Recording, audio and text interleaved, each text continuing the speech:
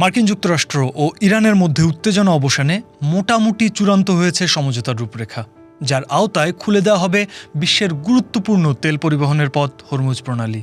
চুক্তিটির চূড়ান্ত বিষয়গুলো নিয়ে চলছে আলোচনা। শিগগিরই তা ঘোষণা করা হবে বলে জানিয়েছেন মার্কিন প্রেসিডেন্ট ডোনাল্ড ট্রাম্প। এই চুক্তিকে 2026-এর ফেব্রুয়ারি থেকে চলা যুদ্ধের অবসান এবং বৈশ্বিক অর্থনীতির জন্য ইতিবাচক হিসেবে দেখছে ওয়াশিংটন।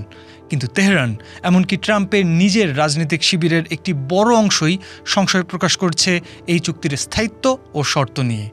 ইসরায়েল এবং মার্কিন যুক্তরাষ্ট্রের কট্টরপন্থী রিপাবলিকানরা এই পদক্ষেপকে দেখছে ইরানের জয় হিসেবে। আলোচনার সাথে সংশ্লিষ্ট সূত্রের বরাতে মার্কিন গণমাধ্যম CNN জানিয়েছে, ট্রাম্প যে সমঝোতা স্মারকটি সই করতে যাচ্ছেন তা মূলত দুই দেশের মধ্যে চলমান শত্রুতা ও যুদ্ধাবস্থার অবসান ঘটাবে। এর বিনিময়ে খুলে দেওয়া হবে হরমুজ প্রণালী। পর্যায়ক্রমে প্রত্যাহার করা হবে ইরানি বন্দরগুলোর উপর মার্কিন নৌবাহিনীর অবরোধ।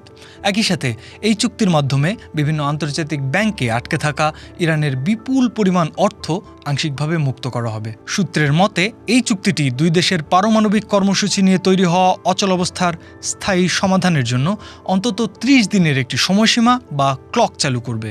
এর মধ্যে তেহরানের কাছে থাকা প্রায় অস্ত্র তৈরির উপযোগী ইউরেনিয়াম মজুদের ভবিষ্যৎ কী হবে তা নির্ধারিত হবে। এই চুক্তিটি মূলত দুটি ধাপে বাস্তবায়িত হবে বলে জানিয়েছে CNN। প্রথম ধাপে হরমুজ প্রণালীকে আগের অবস্থায় ফিরিয়ে নিয়ে জাহাজ চলাচল শুরু করা হবে।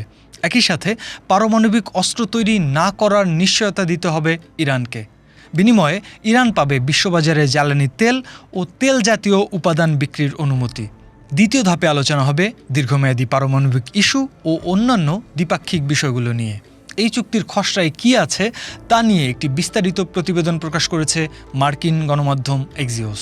একজন মার্কিন কর্মকর্তার বরাত দিয়ে এক্সিওস জানিয়েছে, এই সমঝোতা স্মারকটির প্রাথমিক মেয়াদ হবে 60 দিন, যা উভয় পক্ষের সম্মতিতে পরবর্তীতে বাড়ানো যেতে পারে। এই সময়ের মধ্যে ইরান হরমুজ প্রণালীতে তাদের পুঁতে রাখা সব মাইন অপসারণ করতে সম্মত হয়েছে বলে জানায় এক্সিওস। এতে আন্তর্জাতিক জাহাজগুলো কোনো টোল ছাড়াই যাতায়াত করতে পারবে। ওই কর্মকর্তা এক্সিওসকে বলেন, ইরান চুক্তি সইয়ের সাথে সাথে তাদের সমস্ত অবরুদ্ধ তহবিল ফেরত এবং স্থায়ীভাবে নিষেধাজ্ঞা তুলে নেওয়ার দাবি করেছিল। তবে দৃশ্যমান কোনো অগ্রগতি না দেখালে তা করতে অসম্মতি জানায় যুক্তরাষ্ট্র।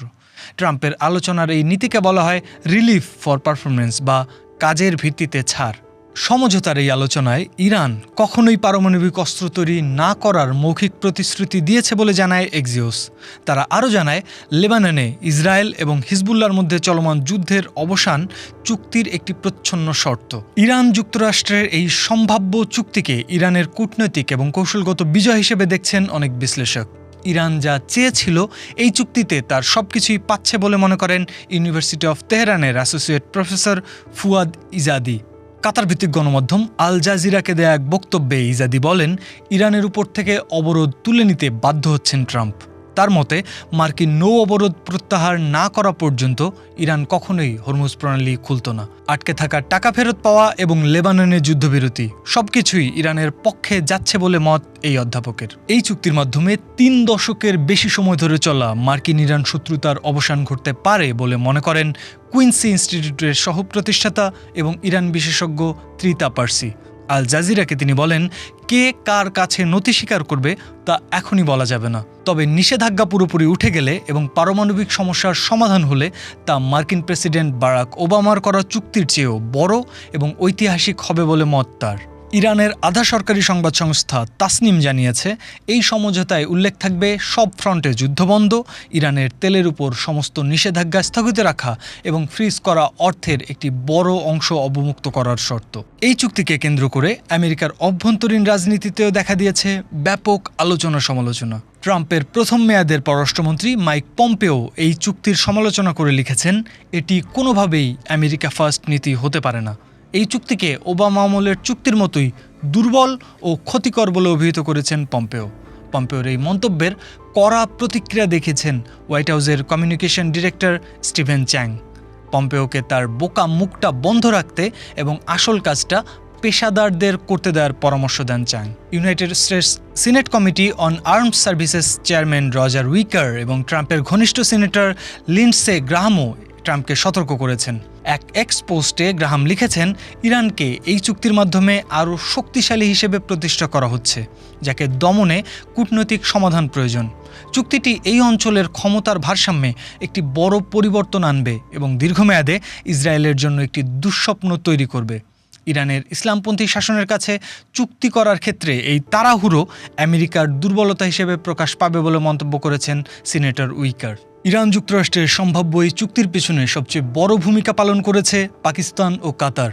পাকিস্তানের সামরিক প্রধান ফিল্ড মার্শাল আসিম মুনির শুক্র ও শনিবার তেহরানে অবস্থান করে দুই দেশের মধ্যে নিবিড় মধ্যস্থতা চালান বলে জানায় সিএনএন। শান্তি প্রতিষ্ঠার অসাধারণ প্রচেষ্টার জন্য প্রেসিডেন্ট ট্রাম্পকে অভিনন্দন জানায় পাকিস্তানের প্রধানমন্ত্রী শাহবাজ শরীফ। তুরস্কের প্রেসিডেন্ট রিসেপ তাইপ এরদোয়ানও ট্রাম্পের সাথে ফোন আলাপে এই চুক্তিকে পূর্ণ সমর্থনের কথা জানিয়েছেন বলে উঠে এসেছে আল জাজিরার প্রতিবেদনে। হরমুজ প্রণালী দিয়ে মুক্ত ও নিরাপদ বাণিজ্যিক জাহাজ চলাচল নিশ্চিত হলে তা বিশ্ব অর্থনীতিকে বড় ধরনের স্বস্তি ও আঞ্চলিক স্থিতিশীলতা এনে দেবে বলে বিবৃতিতে জানায় আঙ্কারা। হরমুজ প্রণালীর সংকট সমাধানে একটি খসড়া রূপরেখা তৈরিতে ভালো অগ্রগতি হয়েছে বলে সাংবাদিকদের জানিয়েছেন ভারতে সফররত মার্কিন পররাষ্ট্রমন্ত্রী মার্কো রুবিও। চুক্তির সম্ভাবনা যতই ঘনিয়ে আসছে, ইরান ও ইসরায়েলের মধ্যে উত্তেজনা ততই বাড়ছে।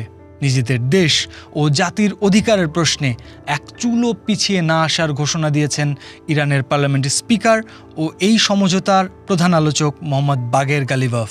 হরমুজ প্রণালীর নিরাপত্তা ব্যবস্থা কেবল ইরান, ওমান এবং এই প্রণালীর সীমান্তবর্তী দেশগুলোর মধ্যে হওয়া উচিত বলে জানিয়েছে ইরানের পররাষ্ট্র মন্ত্রণালয়ের মুখপাত্র ইসমাইল বাঘাই। এখানে আমেরিকার নাক গলানোর কোনো সুযোগ নেই বলে জানান তিনি। ট্রাম্পের দাবি বাস্তবতার সাথে সঙ্গতিপূর্ণ নয় বলে জানান বাঘাই। অন্যদিকে এই চুক্তিকে নিজেদের জন্য একটি ভয়াবহ দুঃস্বপ্ন হিসেবে দেখছে ইসরায়েল। প্রধানমন্ত্রী বেনিয়ামিন নেতানিয়াহু ট্রাম্পের এই চুক্তিটির দুটি ধারা নিয়ে গভীর উদ্বেগ প্রকাশ করেছেন বলে জানিয়েছেন সিএনএন এবং ইসরায়েলি পাবলিক ব্রডকাস্টিং কর্পোরেশন কান। একটি হলো লেবাননে হিজবুল্লাহর সাথে যুদ্ধবিরতি, অন্যটি ইরানের পারমাণবিক কর্মসূচি ও সমৃদ্ধ ইউরেনিয়ামের বিষয়টিকে দীর্ঘমেয়াদে ঝুলিয়ে রাখা। ইসরায়েলের আশঙ্কা, ইরান এই অন্তর্বর্তীকালীন চুক্তির সুযোগ নিয়ে একই সাথে নিষেধাজ্ঞা থেকে নিজেদের রক্ষা করার পাশাপাশি গোপনে পারমাণবিক বোমা তৈরির সক্ষমতা অর্জন করবে। এই বিষয়ে আলোচনার জন্য নেতানিয়াহু নিরাপত্তা ক্যাবিনেটের জরুরি বৈঠক ডেকেছেন বলেও জানায় সিএনএন। ইউনিভার্সিটি অব তেহরানের ওয়ার্ল্ড স্টাডিজের সহকারী অধ্যাপক সেতারে সাদেকি বলেন, দুই পক্ষই বলছে তারা চুক্তির খুব কাছে, আবার একই সাথে অনেক দূরে। আল জাজিরাকে দেয়া সাক্ষাৎকারে তিনি বলেন, ট্রাম্পের জন্য এখন সবচেয়ে বড় চ্যালেঞ্জ হলো তিনি ইসরায়েলের স্বার্থকে উপেক্ষা করে এই চুক্তিকে কতটা এগিয়ে নিয়ে যেতে পারবেন। ইসরায়েল যে কোনো মূল্যেই এই চুক্তিকে নস্যাৎ করতে চাইবে বলে মনে করেন অধ্যাপক সেতারে। প্রেসিডেন্ট ডোনাল্ড ট্রাম্প নিজেও স্বীকার করেন যে আঞ্চলিক নেতাদের সাথে বসার আগে এই চুক্তির সফলতার সম্ভাবনা ছিল 50-50। একই সাথে হুমকি দিয়ে রেখেছেন আলোচনা ব্যর্থ হলে ইরানকে উড়িয়ে দেয়ার। ইরান ও আমেরিকার মধ্যকার এই ঐতিহাসিক সমঝোতা স্মারকটি শেষ পর্যন্ত একটি দীর্ঘস্থায়ী শান্তিতে রূপ নেবে নাকি আরও বড় যুদ্ধের সূচনা করবে তা নির্ভর করছে ওয়াশিংটন ও তেহরানের পরবর্তী পদক্ষেপের উপর।